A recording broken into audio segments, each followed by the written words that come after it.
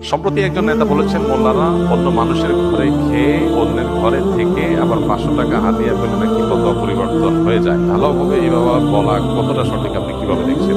প্রথম কথা হলো, হুজুররা অনেকেই মানুষের দান খয়রাত হাদিয়া তোহফা এগুলো দিয়ে চলে। দান খয়রাত এদেশে কেউ জোর করে আদায় করে না, এটা খুশি হয়ে মানুষ দেয়। হুজুরে একবেলা খাওয়াইলো বা 3 বেলা খাওয়াইলো, হাদিয়া দিল, তোহফা দিল, এগুলো কি হুজুররা চাঁদাবাজি করে আদায় করে? কিন্তু যেসব নেতারা এই কথাগুলো বলে, ওনারা তো মানুষের কাছ থেকে চাঁদাবাজি করে টাকা নেয়। রাজনৈতিক নেতারা, আমি সবাইকে ভালোভাবে বলছি না, রাজনীতি করতে গিয়ে নেতা হতে গিয়ে মানুষের কাছ থেকে চাঁদাবাজি করে টাকা নেওয়ার কালচারে যারা অভ্যস্ত, বা যেই সোসাইটিতে সেরকম কালচার পলিটিশিয়ানদের মধ্যে অনেকের মধ্যে আছে, বিভিন্ন দলে আছে, সব দলেই কম বেশি, এই কালচারে যারা ডুবে আছে, তারা যদি আলেম সমাজকে বলে 500 টাকা 1000 টাকা মানুষ আল্লাহ রাস্তায় দিলে খায়, তাহলে এটা হলো চালনি সুইকে যে বলে তোমার পেছনে ছিদ্র আছে, ওরকম। একটা হলো মানুষ খুশি হয়ে দিচ্ছে, আরেকটা হলো আপনি জবরদস্তি আদায় করতেছেন। জবরদস্তি আদায় করে চাঁদাবাজে চলা কালচারের মধ্যে ডুবে থাকা একটা মানুষ যদি আলেম আমাদেরকে এই ধরনের কথা বলে, সেটা হলো সবচেয়ে লজ্জাজনক কথা, সবচেয়ে দুঃখজনক কথা।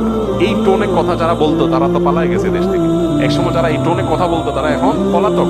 যে মৌলভী সাহেবদেরকে নিয়ে কথাগুলো বলতো, এরা কিন্তু দেশেই আছে। যে হুজুরদেরকে খোঁচাখুচি করতো, ওই হুজুররা সব আর খোঁচান্নারা পালায় চলে গেছে।